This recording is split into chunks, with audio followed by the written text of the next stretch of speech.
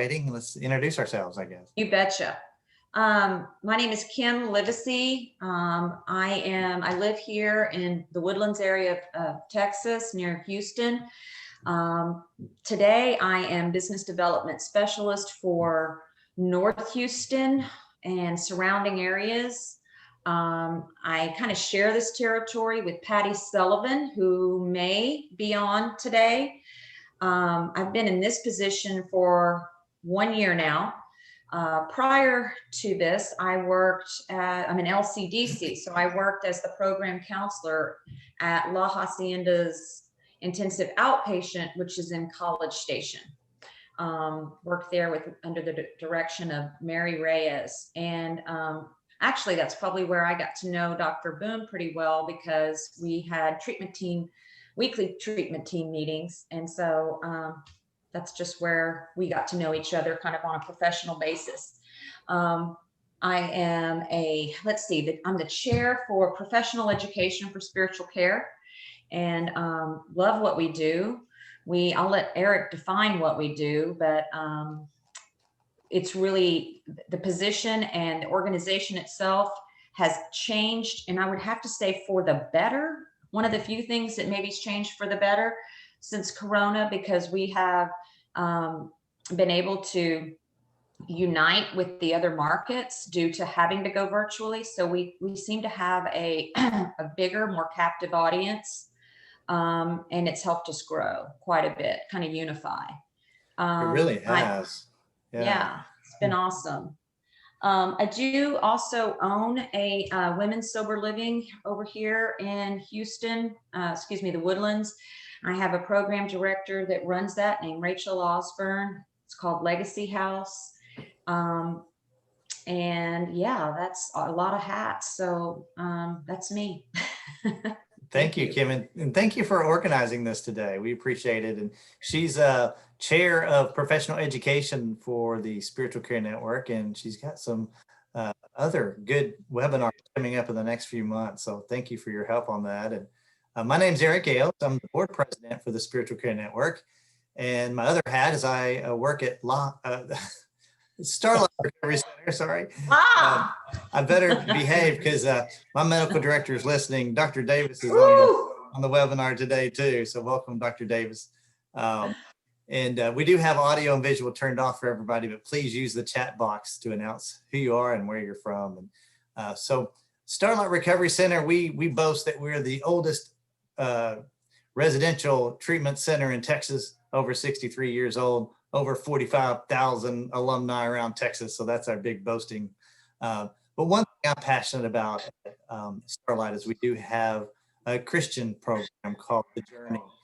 Beautiful chapel on campus, beautiful stained glass windows, a very powerful place. And it's actually right next to our swimming pool. So if they have a great awakening, actually jump in and get baptized there. So we have worship on the weekends and Bible study through the Recovery Bible. And I feel very passionate about that program. So more information at starlightrecovery.com. And so great, we have a lot of attendees all over Texas. This is recorded, so it'll be posted on our website, the Spiritual Care Network website, and also on Facebook. I also want to bring up, we do have an opportunity for people to join the Spiritual Care Network as an affiliate member, either as a non-credentialed or credentialed member. If you need CEUs and you really take advantage of the CEUs, we ask that you join for $80 a year. And if not, if you're a marketer, a student, a faith leader, you could pay $50 a year and support the Spiritual Care Network and help us pay for this technology. So more information at spiritualcarenet.org. And there's actually going to be an event page on there that we're going to post this presentation, as well as some of the other excellent ones that we've done in the past. So I'll post that in the chat box in a few minutes. But Kim, I'll let you introduce Dr. Boone. Absolutely. It's a pleasure. Welcome everybody today. I am excited to be here. I'm always excited to get to work with and listen to Dr. James Boone. Dr. Boone has been with La Hacienda, and correct me if I'm wrong, since 2004. Today, and for I'm not sure how many years he's been our medical director. Tell me that, Dr. Boone. About 5. 5 years medical director. He's an addictionologist, an internist, works with 3 other physicians there, has worked with thousands of individuals over the years, very well respected.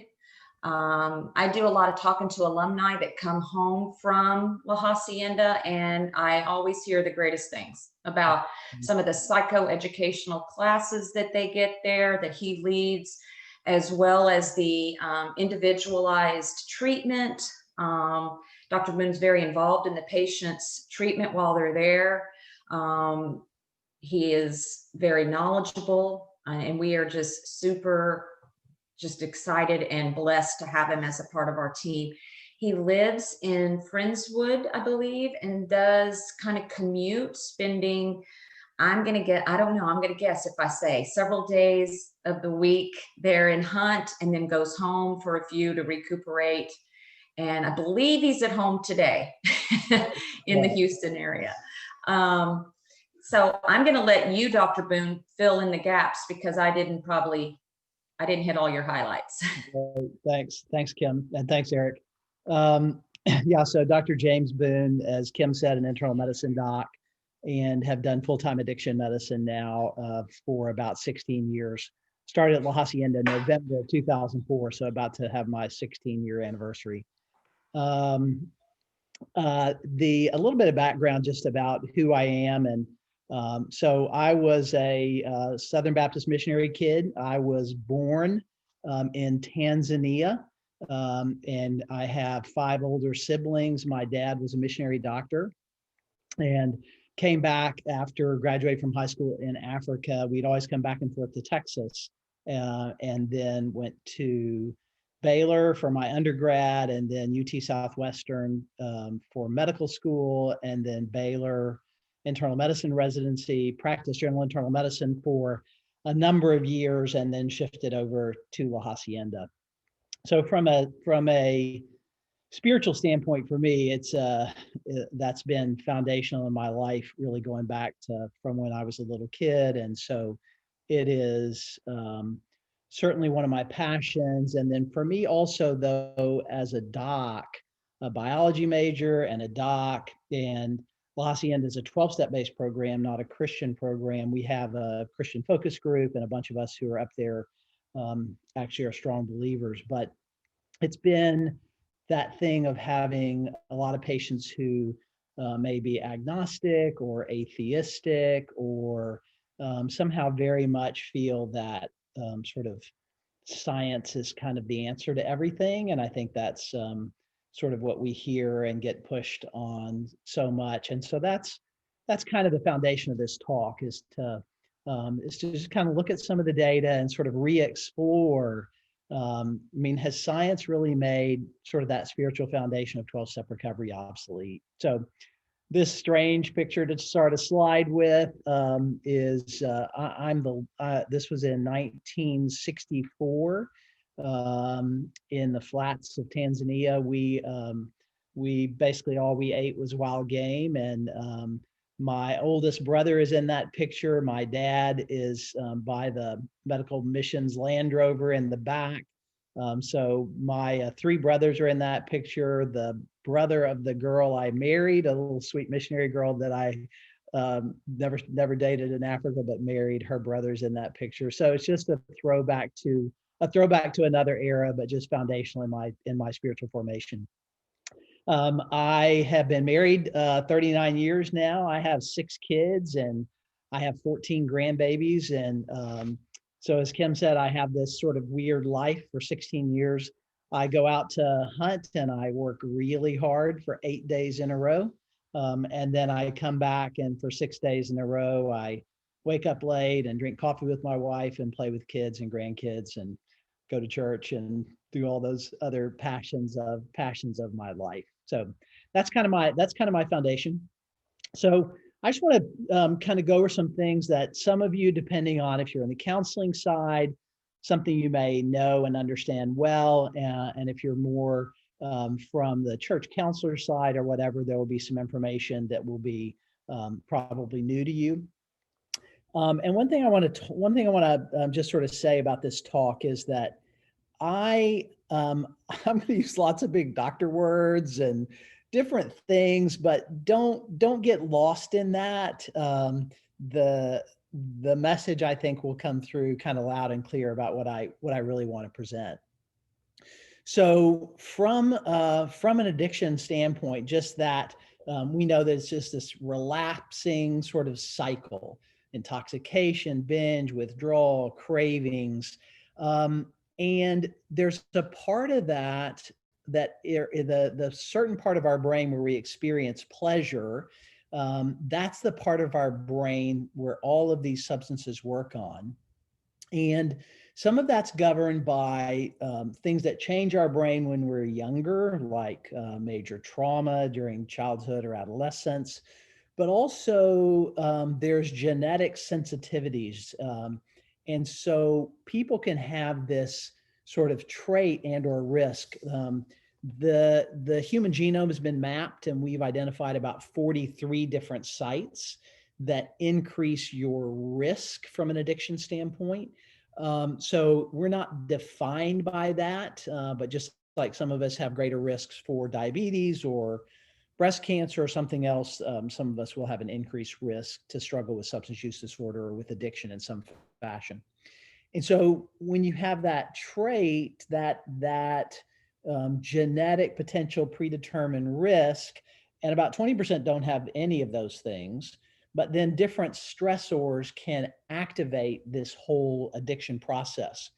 And so that leads to this deficiency in the part of our brain where I experience pleasure called the reward pathway.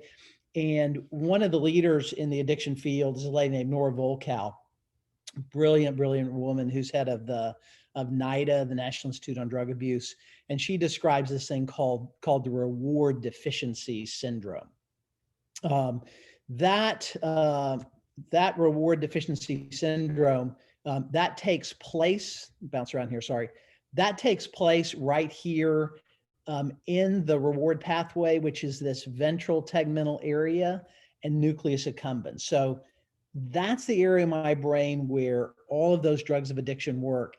And this part of my brain right here in the middle, that part of my brain is the key part of my brain that keeps me alive. So that's where my breathing is controlled, my temperature is controlled, my heart rate is controlled, my blood pressure is controlled. Those key things that keep me alive. It's in this very kind of primitive, deep-seated area of the brain that is really fundamental from a life and death standpoint, which is pretty fascinating. And the outside part of the brain, where all our high level of focus and function happens, there's nothing key to keep us alive. Now, I'm going to talk a lot today about this part of the brain, just so you can kind of know where I'm talking about. It's called the prefrontal cortex. And so the front part of our brain, what's called the frontal lobe, that's where all of my personality and individuality, that's where all of that part lives. But there's a series of structures that are kind of right in that lower area, just below the front part of that. That's called the prefrontal cortex. And there's a series of different structures. And those structures I'm going to talk a lot about because they really are such a huge part of addiction and recovery. Some folks have heard me teach before, but this is an old slide, an old study that I think most of you are probably aware of. I still teach with this study. I still think it has value, and I'm going to mention it very briefly.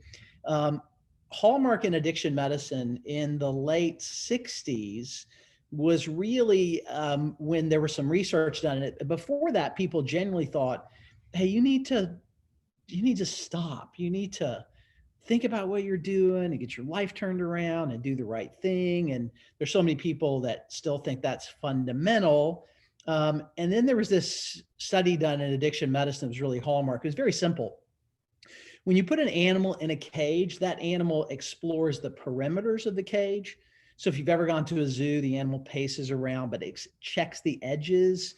Ranchers check their fence lines. If you've got a chain link fence in your backyard, you've got a little track where your dog runs the edge of the fence line. So animals explore perimeters. So when they put laboratory mouse hooked up to an IV, and then on the side there was a bar, and then that bar was hooked up to a pump. So as that mouse explored the perimeter of the cage, if that mouse stepped on that bar, that mouse got intravenous whatever you put in that bag. So when they did that study, every drug that nobody's ever abused, an antibiotic, a blood pressure medicine, a heart medicine, a diabetes medicine, or whatever, if you put that in that bag, as that mouse explores the perimeter, steps on that and gets intravenous that medication, the mouse doesn't care and lives mouse life in a box. But when you put substance of abuse in there, so if I put alcohol in there, every time that mouse steps on that, that mouse gets intravenous alcohol. That mouse gets intravenous alcohol, then in just a couple of days, this mouse just stays here literally getting drunk all the time. And I tell my patients the mouse is kind of like them and hangs out at the bar getting drunk, and if I put cocaine in there, methamphetamine in there, heroin, if you put cocaine and meth in there, the mouse actually will no longer eat and drink. They won't walk 18 inches away and get food and water.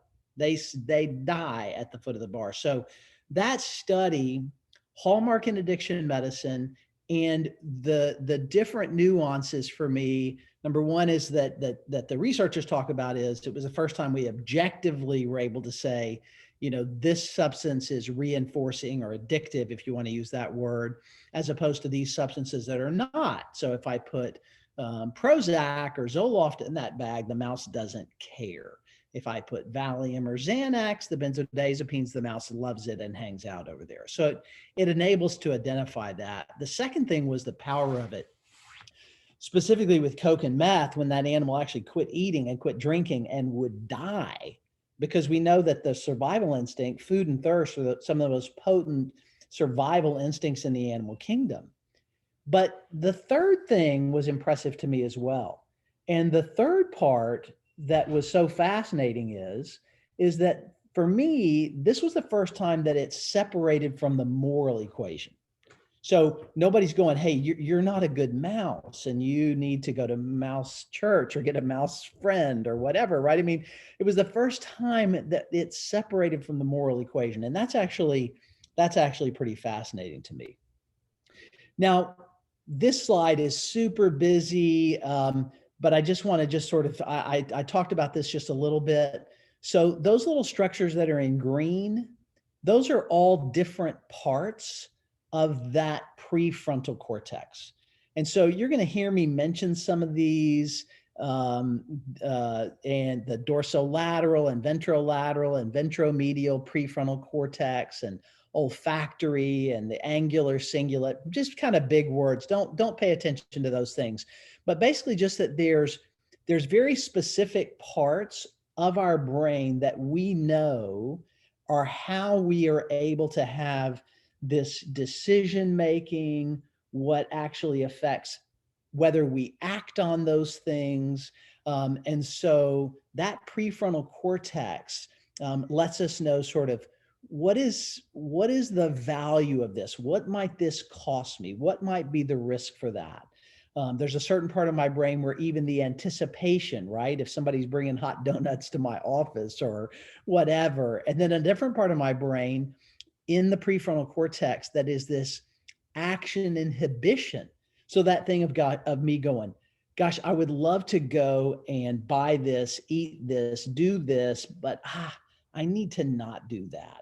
There's too much risk. I'm not going to eat that. I'm 12 pounds overweight still from last Christmas, and it's almost Thanksgiving again, right? So I'm not gonna, but that's the part of my brain that's involved in that action inhibition. And then a whole other part that gives me the ability for me to actually value that. So what's the value of the drug? What's going to be the outcome? How do we use that? So when you're counseling people, when you're talking to folks, you're talking to them and you're sort of pleading with them or explaining to them different things that you want them to do, but recognize for somebody to really be able to follow through and understand that those prefrontal cortical structures, that part of my brain has to be healthy. And I'm going to get back to that in just a little bit. So I mentioned this lady Volkow, Nora Volkow, and I really like this way that she sort of defines addiction. That the disruption of the prefrontal cortex leads to a syndrome of impaired response inhibition and salience attribution, words that we never use. You guys will, we never use those words. So let me just sort of explain that, right? But impaired response inhibition. So that ability for me to go, I shouldn't do that, right? I should inhibit my first key thing. My first thought is I would do this, but I'm not going to do that. That ability is impaired. The second part is salience attribution. Salient point, right? How important is it? So that thing where I go, if I drink again and get another DWI, I go to prison. What is the importance of a 6-pack versus prison? And for all of us in this room who, if we're sober and healthy, there's not even a thought that you would risk that. The concept that you would lose your marriage for hydrocodone, that you would lose a relationship with your 3-year-old and 5-year-old for a line of cocaine. That thing that we see patients who are active in addiction do, and Volkow's sort of assessment on that is super helpful for me, and it's disruption of those prefrontal cortical structures, so that it's this excessive importance of the drug and a decreased sensitivity to those non-drug reinforcers, like, hey, this is my child, this is my wife, this is my marriage. That inability to make, quote unquote, the right decision. So when you look at the role of that prefrontal cortex, it's that direct response to drug-related cues, response to non-drug rewards. So, hey, this is going to cost me a lot of money.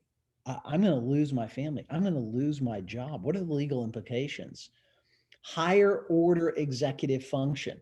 So we have this constant feedback between our reward pathway and our prefrontal cortex. So that constant feedback is what all of us do all day, every day, where you go, gosh, I'd love to, I probably need to. Hey, let's get I think we probably should. What you're doing, the part of our brain where that happens is in that prefrontal cortex. And then also even the awareness of the illness, the fact that you're aware that there is something desperately wrong with this situation. This is not normal. That ability to actually have that awareness, that also takes place in the prefrontal cortex. So let's see here. Sorry, my computer thing is glitching on me a little bit. So some specific things, I'm not going to spend a lot of time on this slide, but sort of some specific interesting things. So the dorsolateral prefrontal cortex is shown to be structurally and functionally impaired in addiction, directly related to poor cognitive control, that ability to not have bottom down function. Medial olfactory cortex, angular cingulate, that's what's associated with the craving phenomenon, response to the reward. This infrared spectrometry, that's where you can actually look. We can do it with infrared spectrometry, with what's called functional MRI, with PET, positron emission tomography scanning. You can see what part of the brains are active. That part of the brain is highly active with alcohol cues, tinkling glass, right? The smell of a beer, the commercial on a football game. Alcoholics, up to 20% reduction in gray matter in the prefrontal cortex, with the greatest loss in the dorsolateral. That's the part that's so key, right? So actually, when you do volumetric MRI, where you can measure volumes, that specific part of the brain that's so desperately needed, up to 20% smaller when people are actively drinking. The amygdala, that part of the prefrontal cortex, key role, Pavlovian thing of like, I go to feed the dog and they hear my little bag rattling, right? And they come running up drooling, that concept. So that plays a role in that specific part of the brain. Then non-drug rewards. So these are functional MRI studies. And when they're actively craving, or if they're intoxicated, or if they're in withdrawal, or there's very early abstinence, that part of the brain does not work nearly as well based on functional MRI. Functional MRI in cocaine addicted individuals, and they're active in addiction, their ability to notice the difference between, for example, a $10 loss versus a $1,000 loss is completely impaired. That thing of, yes, I'm going to buy this, I might end up losing my job, losing my income. That ability to go, this is not worth the risk, that's profoundly impaired. Medial prefrontal cortex, subjective value, goal-directed decision-making, the attribution of salience. Again, that weird salience word, but that thing for me to go, how important, how do I balance? What am I doing thinking that a 12-pack could be as important as my marriage? That is so messed up. But again, it takes that healthy prefrontal cortical structure of the brain to be able to do that. So basically, the disease awareness, I've already mentioned that. That ability to really understand that, again, all of that takes a healthy prefrontal cortex. So really, what we're talking about, right? The bottom line is that it's a prefrontal cortical deal. So before I talk about a little bit more, when I was researching for this talk a few years ago, I was just thinking about the prefrontal cortex. That's where it seems that we have this ability to make good choices, the ability to be wise, right? So there's a fascinating review article by these two authors, Meeks and Joste, and it was talked about the neurobiology of wisdom, which is a funny concept, but for folks with a strong spiritual foundation in your lives that are listening, which is probably most of us on this talk, but right, there's a funny thing. So in the spiritual dimension of life, right, anything that I still experience, it still happens in my body, right? God still uses my brain in that process.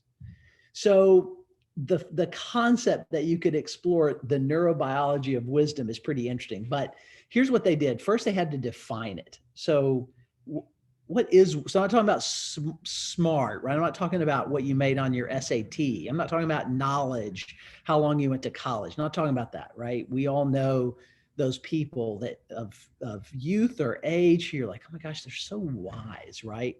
So first he had to define it. And so he went through multiple different cultures and basically came up with these several different things. One is prosocial attitudes or behavior. Now, prosocial, I don't mean like happy hour social stuff, right? I mean, this is that you are aware of social issues, right? The things that help you take care of your community, your family, going out of yourself. Social decision-making, pragmatic knowledge of life, emotional homeostasis, reflection, self-reflection, self-understanding, value relativism, and tolerance, that thing of easy to see, what is the relative value of this versus this, right? The concept of the ability to handle different things from a tolerant standpoint, acknowledgement of and dealing effectively with uncertainty or ambiguity, that ability to get through difficult times when you don't know the answer, but there's not a complete meltdown. There's this sense of something bigger, greater, right? So here's the funny thing to me, when I'm reading this article at the beginning, when he's defining this, I'm at La Hacienda when I'm reading this article, and I'm thinking about my patients who are active in addiction. And folks who are active in addiction, it's it's almost the polar opposite of all of these things. Prosocial attitudes, fundamental in active addiction, active alcohol use disorder, selfishness, self-centeredness, right? Social decision-making. No, it's all about me. It's all about that emotional homeostasis, the opposite, right? There's no emotional sort of stability. Everything is big or causes incredible anxiety or incredible anger. Reflection, no, there's no self-reflection. It's all circumstantial. Value, I mean, you're risking a marriage for a beer. Value relativism. Tolerance, I can't deal with some tiny event. You know, they're going to leave treatment right after they get there because their roommate wore their shirt or something that you were like, whoa, this is small in the big picture, right? Dealing with uncertainty and ambiguity. I mean, it's just the exact opposite, right? So then they go back, he goes back and they talk about neuroanatomy. And specifically, they can look at where this wisdom decision comes from. So it's healthy prefrontal cortical activity, especially the dorsolateral prefrontal cortex. That's the one that alcohol profoundly damages. Lateral prefrontal cortex, reason-based decision-making, medial prefrontal cortex, emotional valence, prosocial attitudes, and then even that whole healthy serotonergic, dopaminergic stuff that contributes to this emotional wellness. That's where some abnormalities, for example, with some of the genetic risk for addiction come in that specific part of the brain. So we've got prefrontal cortex that looks like the guy on the right before he starts working out. And how do we get him to look like that guy, right? So we've got a bad prefrontal cortex. And so just like physical therapy, right? If I hurt my shoulder, I need to work on my shoulder, right? Get me with an OT, help me rehab my shoulder. The problem in this is this prefrontal cortex. I love this quote from Martin Rotak. We begin to realize it will take something more powerful than we are to relieve our suffering. This is what we've been missing all along, a source of hope. So the 12 steps of AA. So what that atrophic, poorly functional prefrontal cortex needs actually is what's foundational to 12-step recovery, which is what we're here to talk about, which is the spiritual foundation. So there's a bunch of studies. It's been looked at for a long time. And now the cool thing about some of the newer technologies with functional MRI and PET scanning and all that kind of stuff is that we can actually document different things. So this Lisa Miller article, Correlates of Religiosity and Spirituality, Functional Neuroimaging during Religious Recitations in Select Identified Spiritual Subjects showed a strong activation of the frontal parietal circuit composed of the dorsolateral, dorsomedial frontal. Point being is that specific spiritual pursuit stimulates that prefrontal cortex, which is so critical for me from a decision making. Beauregard and a group described functional MRI studies of Carmelite nuns during a mystical experience that revealed significant activation in multiple areas of the prefrontal cortex. Again, exercising, working out, stimulating my prefrontal cortex. Subjects who confirmed a strong importance of religion or spirituality demonstrated thicker cortices in the left and right parietal, occipital, mesiofrontal lobes. That thing. So when we are spiritually healthy, when I'm in pursuit of God, when I'm in pursuit of prayer, when I'm in pursuit of, for me, studying the Bible, when I'm active in those things, then there is specific stimulation of that part of my brain. That part of my brain is what gives me wisdom. It's what gives me decision making. It's what allows me to make those good and healthy decisions. Andrew Newberg, he's done a ton of studies on spirituality and neurobiology. Cerebral blood flow during meditative prayer in the prefrontal cortex increases by 7%, inferior parietal by 6.8%, inferior frontal by 9%. So when I work out my bicep, I have increased blood flow to my bicep, bringing more nutrients to my bicep to grow my bicep.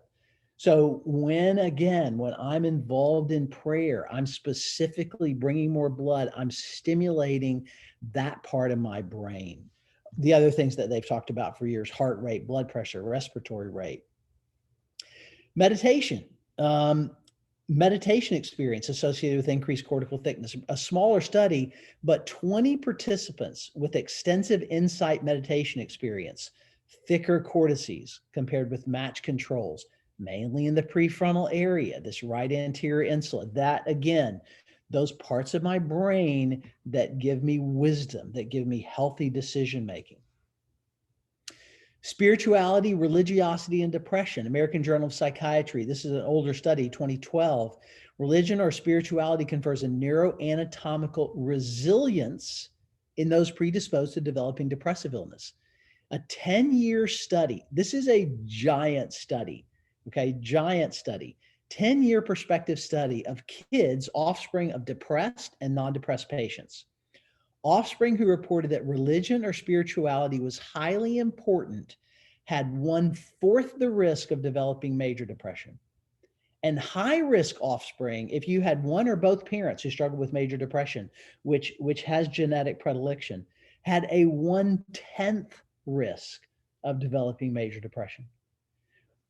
More, 2006, a meta-analysis of 98,975 patients showed that spirituality was robustly associated with lower levels of depressive symptoms. Now, any of you who are involved in a church, if you're involved in Christian counseling, Lord knows, we all know that Christians still struggle with depression. And so I'm not saying that's not going to happen. But if you look at major depressive disorder, if you looked at the length of time that people spend in active depression, if you look at that, when you have that healthy spirituality, it changes it. 2001, a 2-year study from Columbia University in CASA, substance abuse, religion, and spirituality.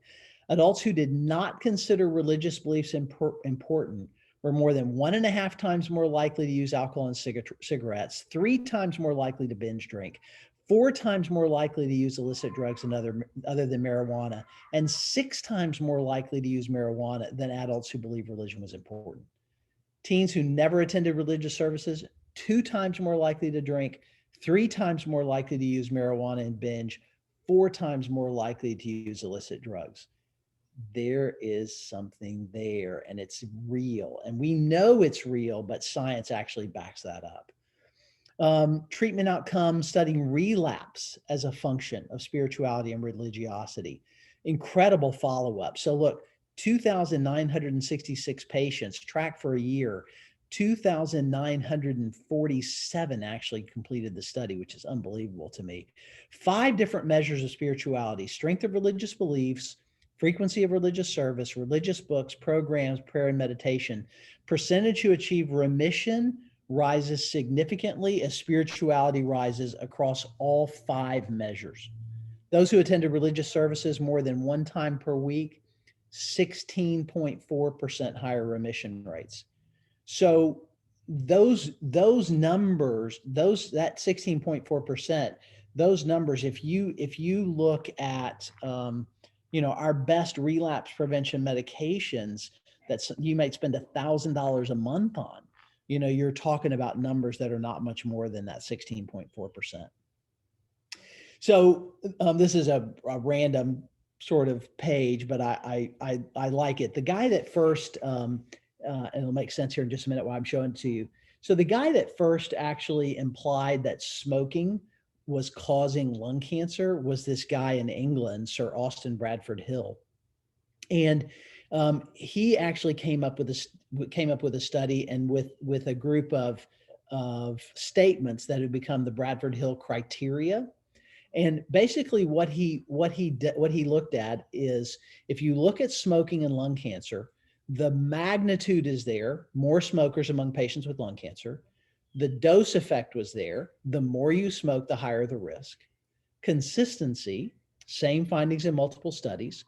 Temporality, smoking preceded lung cancer. And plausibility, there are carcinogens in tobacco smoke. And then specificity removing confounding factors that could explain the finding by correlation and not causation. So if I had somebody that was, for example, working in a benzene plant that can cause lung cancer, and they smoked 5 cigarettes per day and they got lung cancer, I've taken out that specificity piece. But so the Bradford Hill criteria, and again, just a funny random little slide. This was from Philip Morris in 1954, the vice president, Philip Morris. If we had any thought or knowledge that in any way we were selling a product harmful to consumers, we would stop business tomorrow. 1954, right? And obviously they're still one of the major tobacco producers in the world. But those Bradford Hill criteria, if you actually apply that to AA, so just like they applied it to smoking and cancer, look at AA, abstinence, 2 times higher in AA magnitude. Dose response, frequency of attendance correlates with abstinence. Consistency, same results in different groups worldwide. Temporality, prior attendance predicts future absence. Plausibility, behavioral and neurobiological explanations. Specificity, more difficult to say, more difficult to apply. But we know it works, right? So the Project Match study, we talk about old study back in 1998, 12-step versus CBT, motivational enhancement therapy, 12 steps statistically superior when abstinence was the goal. Longabaugh study, those with high social support for drinking, those people that almost all your friends were drinkers, markedly higher success with 12-step approach. Fiorentini, 12-step recovery after treatment, the highest success rates with longer treatment, completion of treatment, and weekly 12-step group attendance.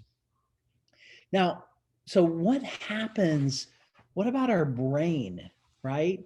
So we know that with successful abstinence, we see actual gray matter volume increase. So if I actually measure the size of your brain, the size of your prefrontal cortex, if I was to weigh that, we see significant recovery out to at least 9 months. The most rapid recovery is in the first 30 days. And then you see ongoing recovery actually out to 4 years, which I'll mention here in just a second. PET measures of brain metabolism within 30 days. Elevated frontal lobe blood flow persists into abstinence in up to 4 years to return to normal. So 2 years ago, I had both my knees replaced, and both my knees stayed hot for about 7 or 8 months. Why? Because my body was dilating blood vessels, increased blood flow for healing of those implant sites. So when I have periods of abstinence, then my brain is sending ongoing increased blood flow to that frontal area, and that goes up to 4 years. So sometimes when I give this data to my patients, they're like, "Oh my gosh, I'm in trouble for 4 years." I'm like, "No, within the first 30 days, there's already been improvements." Why a 30-day chip is significant. It gets better in 3 months. It gets better in 6 months. It gets better in a year. And I tell them, hey, your brain is going to be better in 4 years. I'm going to be either dead or 4 years closer to the grave. There's nothing about me that's going to be getting better, right? But continued improvement, I love that actually. More than just recovery, but actually increase cognitive control, recovery of that prefrontal cortex. Near infrared spectroscopy, improve cortical function with cue-based triggers with longer abstinence. The longer that you're sober, the longer that you're healthy, the less that stuff bothers you. The alcohol commercial, going out to eat with your family, and a best friend is drinking a glass of wine, and you're not sitting there with that part of your brain just going crazy, because we can document that the longer that you're absent, and it's just science sort of telling us, what we already knew. So there's been a ton of articles. I did a PubMed search a few years ago, and said why Alcoholics Anonymous doesn't work. There were 0 articles, right? But that anonymity makes it kind of hard to kind of document some of that stuff in multiple big studies, but just a little bit of other data. So if you think about turning over your will, what's fundamental for me as a believer, right? That surrender, that I surrender my life daily, that concept of me turning my will. But even neurologically, there's this conflicted thing that when they want to be controlled, but they recognize they can't control.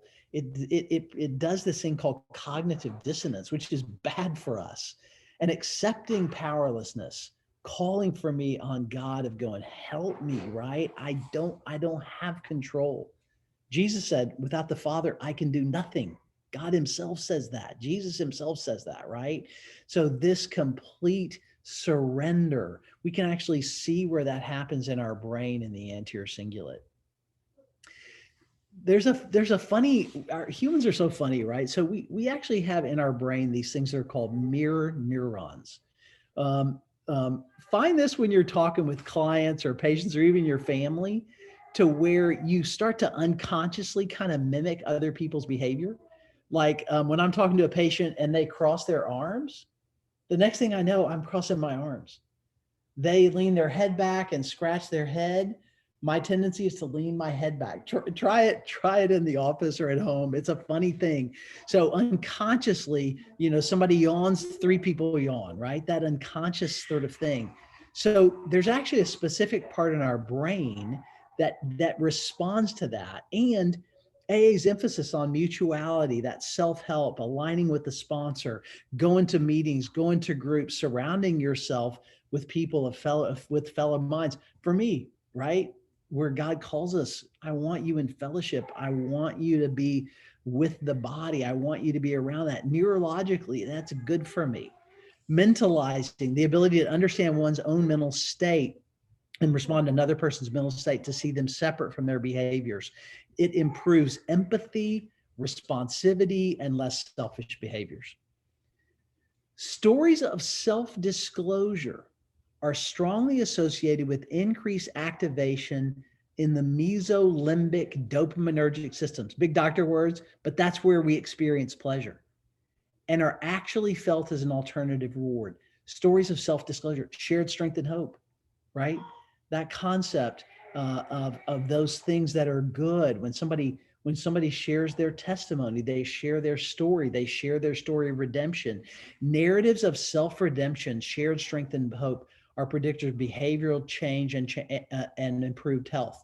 2 studies revealing a common difference in the narratives of long-term sobriety compared with short-term, and 83% compared to 44% compared with redemptive versus non-redemptive self-narrative. War stories versus strength and hope for the 12-step community. But for me, even from a believer standpoint of what Paul talks about, whatever is good, whatever is true, whatever is valuable, think on these things, right? That strength and hope that is such a key part of healthy 12-step recovery. Speaking out loud to one another helps to clarify thoughts, broadens accountability, opens up avenue for help. The spoken word reaches our memory through different pathway, helps to create new memories via the amygdala and the hippocampus. Again, sharing in a group, sharing with a counselor, sharing with a fellow member in recovery.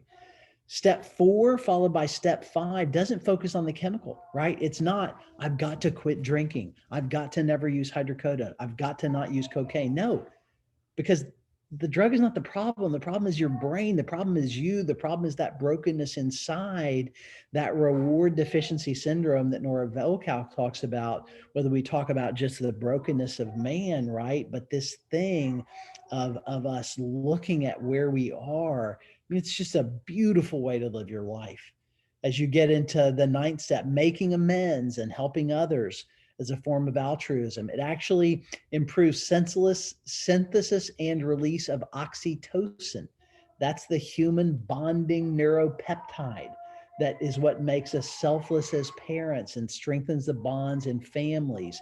Fellowship in my church, fellowship in my recovery community. It's very sort of fascinating, specific things that we see in the brain. So you can actually go through and I can look at multiple different dimensions of 12-step recovery and look exactly at what part of the brain, and craving and relapse in the midbrain, and suppression of craving in the prefrontal, this mirror neurons in the inferior frontal, mentalizing as I picture what I'm going to do, memory, learning, storytelling, identifying, resolving cognitive dissonance, this thing of saying that I don't have control, I surrender, I give up control, right? A famous letter, especially in the AA community, from Carl Jung in his letter to Bill Wilson. You see, alcohol in Latin is spiritus, and use the same word for the highest religious experience as well as for the most depraving poison. The helpful formula, therefore, is spiritus contra spiritum. I always thought if I was in recovery, I think I would, and I don't have any on my body right now, but I think I might put that on as a tattoo if I was in the recovered world. So, bottom line, sort of covered a ton of territory, gave you a bunch of words that you don't need to remember. But the bottom line for me is just that I can so proudly identify with 12-step recovery as being just a beautiful way to live people's life, and that spiritual foundation is actually key to wellness. It's key to wisdom. It's key to recovery. And it's a way for me to talk to my believers who are struggling with addiction, of being able to go, hey, you already have an advantage, right? But you've let stuff get in the way. And how can we strengthen that? And how can we go through that? And how can we build on that? Because when we do that, that's what's going to make you well. That's what's going to give you wisdom. That's what's going to give you that ability to have impulse control and value and get your, God willing, for you to recover your family and relationships. So anyway, I've covered a ton of territory, and I'm going to have a few minutes for questions. And Eric and Kim, thanks for inviting me to be a part of this. And so I love the whole foundation of this, even the words of a spiritual care network. So I love what you guys are doing. So thanks again. And I'm happy to answer any questions in a few minutes if people have specific questions. Thank you so much, Dr. Boone. That got really good there, and we could keep going for hours, I'm sure, but good information. So if anybody has questions, please use that box. Kim, did you see any in the chat box? I did. I have a couple. I have one, we were on Facebook Live too, so we've had some come in through there that Jamie jotted down. But first, I just want to thank you, Dr. Boone. That was a lot of incredible information, and it's fascinating to me. I could sit and listen to that stuff all day, maybe because I relate. So one of the questions we had towards the beginning was, it came from Anna Schaus, S-H-O-U-S-E. She was asking, what is the reference for the mouse study that was kind of back at the beginning? Yeah, I'd be happy to kind of get that. That's such an old study. I actually don't even remember the lead investigator in that, and it's been replicated. It's been replicated in other animal models. And maybe if I can, I'll be happy to look that up for her and forward that maybe to you, Kim, or to you, Eric, and you can post one of those studies. Absolutely. Yeah. That's awesome. Here's another one, and this is a good one. Can we touch on PAWS, post-acute withdrawal syndrome, and how this comes into play with the healing of the brain while getting sober? This is big with clients. Not many know much about PAWS and the neurobiology behind it. I know we do a lot of that in treatment, but oftentimes we're working with patients that haven't been to treatment. And so anything that you can tell us about what PAWS is. Yeah. So there's a lot of different factors that play a role in that. So there's a common misconception. So let's even take something as simple as smoking. So nicotine only has a half-life of 2 hours. So a drug clears our system at 5 times the half-life. So 10 hours after your last cigarette, you have no drug in your system. So commonly patients are like, well, hey, I'm clean. Everything's out of my system, so I'm good to go. I think I'm good. I'm like, no, you're not at all. Because what happens is that the way our brains work, there's this whole process of what we call neuroadaptation. So simplistically, if I take something that is a stimulant that makes me revved up, then my brain starts to increase what we call the inhibitory transmitters to try to counterbalance the stimulant. So you kind of think about two people on a seesaw. If I put a great big kid on one side of the seesaw, it's out of balance. So I have to put something else on the other side of the seesaw to get it back into balance. So when I take a drug that is a sedative, then my brain increases the stimulatory neurotransmitters, again, to try to balance that. So a lot of that post-acute withdrawal syndrome, as well as even protracted withdrawal, has to do that your brain is still not in homeostasis.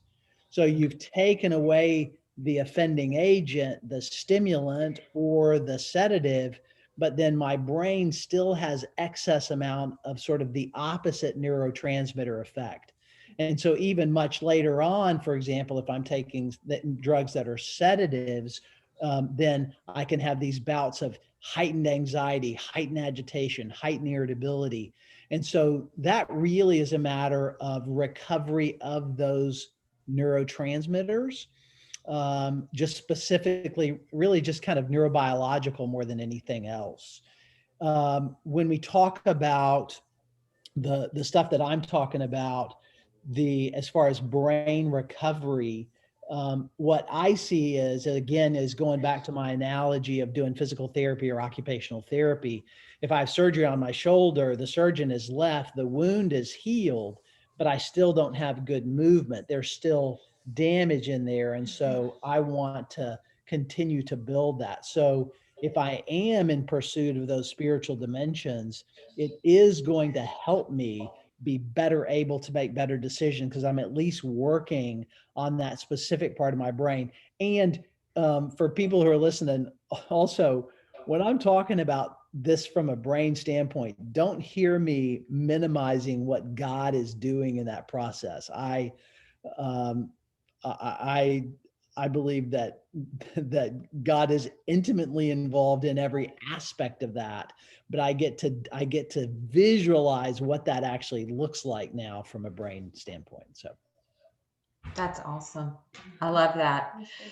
I'm just assuming, this is my question, that certain drugs, substances, and probably age will determine sometimes maybe how long or prolonged post-acute withdrawal can last. Is that affected by the type of substance abuse and the age of the patient? Do you see that? we do, both by which drug, by how long they've been using it, plays a big role in that. So the length of time that they've been using it. So, if you have the 18-year-old who's been using heavily for a few months, then they're much less likely to have, profound contracted post-acute withdrawal compared to somebody who's been using for longer. It tends to be a little bit worse with the sedative medications than it does with the stimulants. So the post-acute withdrawal stuff tends to be more intense with benzodiazepines, drugs like Xanax and Klonopin and Valium, that benzodiazepine class, as well as alcohol, which is also sort of a variant of a sedative hypnotic. So those two for us cause the most intense protracted symptoms. Opioids also can vary depending on the half-life of the opiate. So the opiates that have a really long half-life, drugs like methadone, Suboxone, oxycodone, those drugs also can have pretty protracted post-acute withdrawal symptoms. Okay. Thank you. That was awesome. I have another question from Sarah McDonald. Question is, in addition to pause, can you talk about the acronym HALT, H-A-L-T, and the importance of how it affects the addict alcoholic? So something that I talk a lot and teach a lot about. So that prefrontal cortex, there's a couple of different things that happens.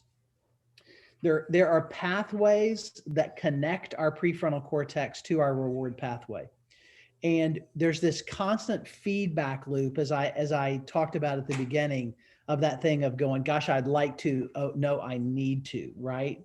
So that ability for me to have the decision making from an inhibitory standpoint, that takes, I have to have connectivity to my prefrontal cortex, and I have to have a prefrontal cortex that works. Now, so back in 2005, the first data came out that these substances actually damage those neural pathways. Those neural pathways get better in 90 to 120 days, which is probably some of the neurobiology behind sort of the tradition in AA of 90 meetings in 90 days, which we're not big fans of that, but just that there's such a huge risk early on that you have to be extra cautious and extra careful. And before you have recovery of those pathways, and as our prefrontal cortex is recovering, then we talk about just what we talk about, the cue-based triggers, CUE, like cue the actor.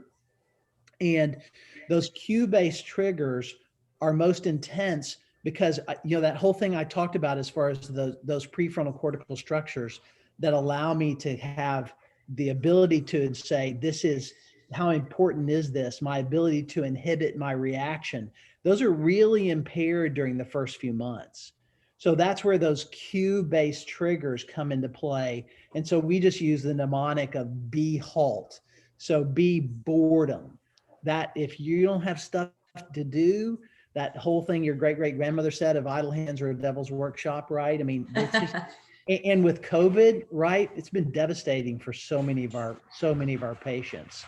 So H is hunger. Take my little mouse model, take away the food bowl from the mouse runs across that thing and starts to hit that little bar thing, even if you got the pump turned off, right? Wow. Anger, take a stick and irritate the mouse ignores the researcher, runs over and hits that bar. Our patients who are so hypersensitive to agitation, irritability, little things make them so irritable, right? And part of that is that untreated addiction, restless, irritable discontent, but that it takes time for that to recover. So B, boredom, H, hunger, A, anger, L, loneliness. Again, this COVID crisis, isolation, deadly, brutal. And the 12-step recovery community, the community of a healthy fellowship, even what we've lost for a lot of us as believers, that ability to go to church and to hug people and to just have a bunch of people at your house just that thing.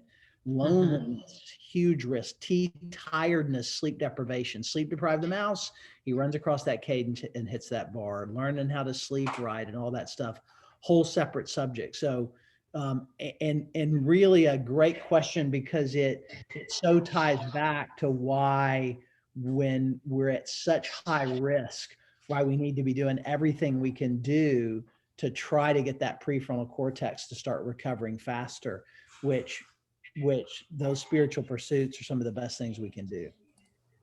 Wow. Thank you. Thank you. Thank you. Just FYI, you've had a lot of great comments. One was, thank you for making the connection between brain health and spiritual activity. And the next person said, yes, this is the first time I've ever heard anyone make that connection. I only got to see kind of what was going on with Zoom, but we were live on Facebook. And I know a lot of activity came through Facebook as well. So I'm just going to thank you, Dr. Boone, so much for taking time out of what I know is a very busy schedule, just to help educate all of us on some of the most important aspects of what we do as either faith-based leaders or mental health professionals. Wealth of information. Thank you so much. And then I'm going to throw it over to Eric. It was a pleasure. Yes. Thank you, Dr. Boone. Thank you, Kim, for co-hosting today. And let's just end on a word of prayer, if you don't mind. Thanks, Eric. Dear Yes. Heavenly Father, just thank you so much for bringing the knowledge to Dr. Boone today and sharing his wisdom to us all. And I just want to pray for everybody on this webinar. Use us as tools to help people in need and to help heal their brains. And would just be a tool for you. And thank you for your blessings, your grace, your love. In Jesus' name we pray. Amen. Amen. Amen. Thank you, Thanks, everybody. sir. Everybody Everybody have a great weekend. Thank you. Thank Uh-huh. you. Bye-bye. Bye.